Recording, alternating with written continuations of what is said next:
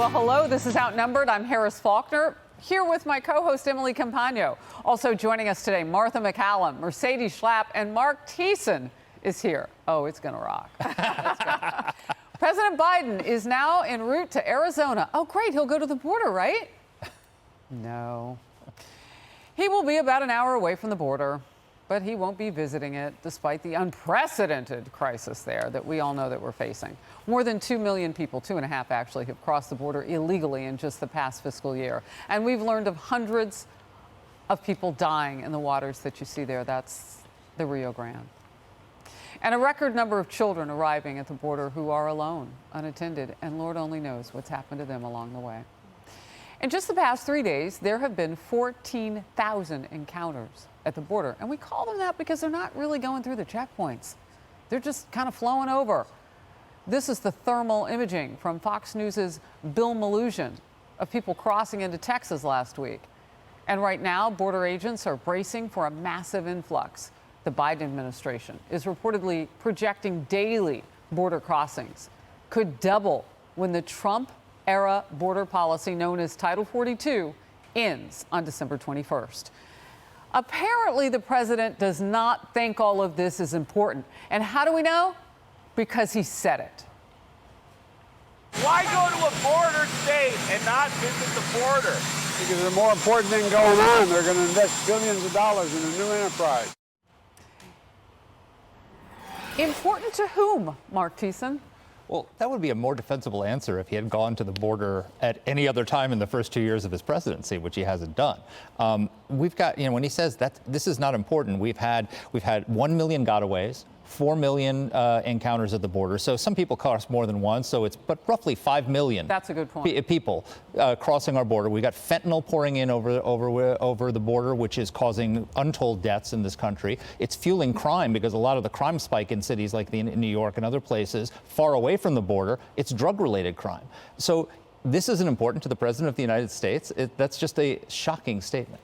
You know what, that point that you were making that people cross more than once, even when our Border Patrol and Protection tries to send people back, there is no deterrent in coming right back. The good news, though, the silver lining is if they commit a crime and they get sent back, when they try to come back in, that gives us a little teeth. If we can see them and find them and they're not working their way around things because they know they want to come back. Unless they're a gotaway.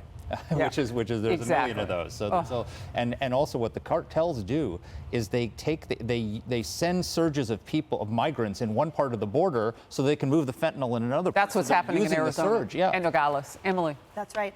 I can't imagine what is more callous, what's more disheartening than having your commander-in-chief stand there with an umbrella obscuring half his face and saying, your lives are not important to me. But that's exactly the message that President Biden was sending. And that's why the president of the Border Patrol came out and said exactly that. Nothing is more important than the safety and security of the American people. But to President Biden, it's an afterthought.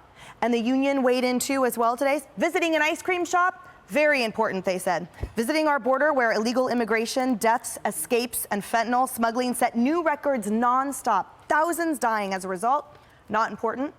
They say no surprise that Biden doesn't think it's important or worthy of visiting or bringing attention to. To him, it's a win-win. What is so frightening and aberrant to me, even more so than that, is the fact that in November, 3 different Border Patrol agents took their own lives, setting a record for the Border Patrol. And just, I want to say this weekend, the body of a 22-year-old specialist, Army National Guard, Bishop Evans, was recovered. He died trying to save 2 migrants' lives there in the river. So his funeral will be coming up. And I just can't imagine, again, the message from your boss, the Commander-in-Chief of the United States, saying to everyone, essentially, your lives do not matter. There Bishop Evans is. We just showed his photo right there. We're used to hearing the messaging, though, because Secretary Mayorkas, when I was down at the border in September, has, really not installed any kind of confidence in these men and women to be able to handle the truth, and that this situation is not going to change.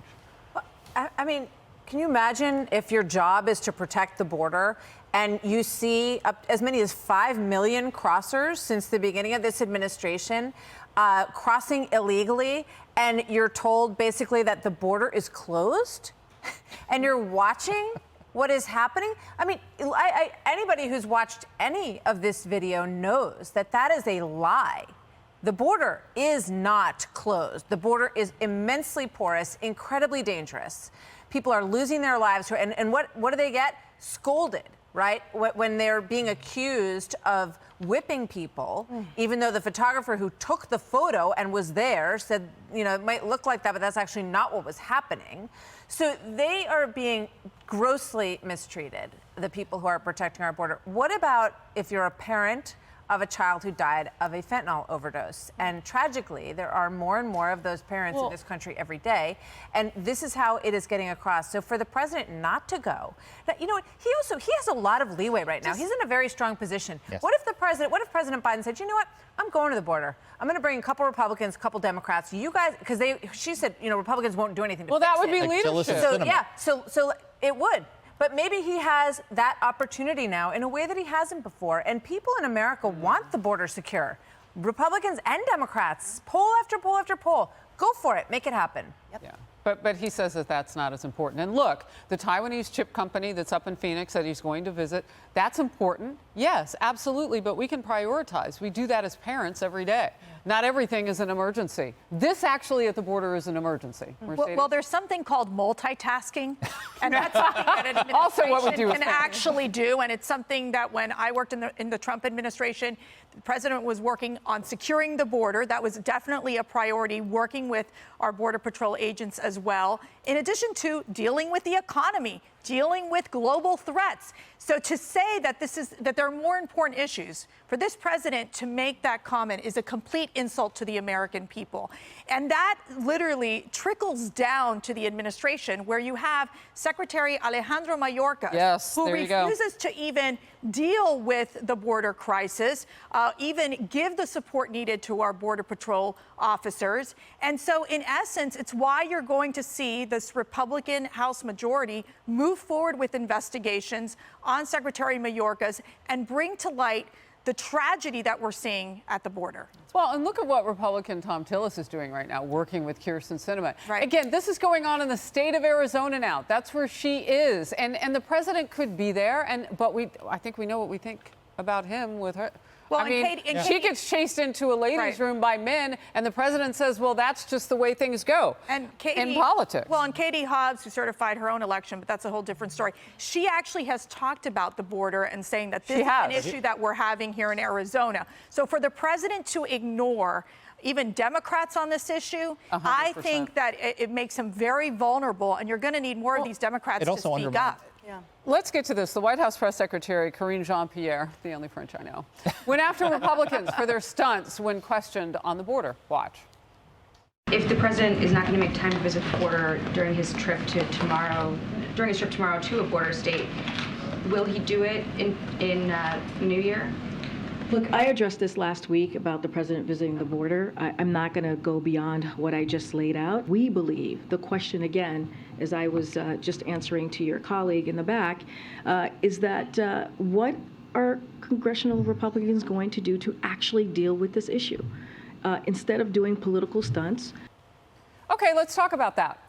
It's not political stunts. It's a real crisis. And here's the thing that Biden doesn't understand. His failure to secure the border is bad for the country, but it's also bad for him and his agenda. So he wants to pass immigration reform in Congress, right? He wants to. You mentioned Tillis and Sinema have come up with a bill that would extend Title 42, that would do something for the Dreamers. We also need to change our immigration system because we need legal immigrants coming into this country. We have 10 million unfilled jobs in this country. We have a labor shortage that's historic right now. Well, nobody says that legal immigration is the problem. But you can't. That's not the problem. No, it's not. We need them. But this border crisis is an obstacle to expanding legal immigration because you cannot. The prerequisite for immigration reform is a secure border. All right, real quickly, Martha, when you come up with that Sinema and Tom Tillis, that bipartisan review of this and a bill coming, we know that Republicans out there, many of them don't want amnesty at all. So is that something they can get off the bill there, or do you think they meet in the middle? I think the American people are so frustrated that there's no middle ground because they know there is middle ground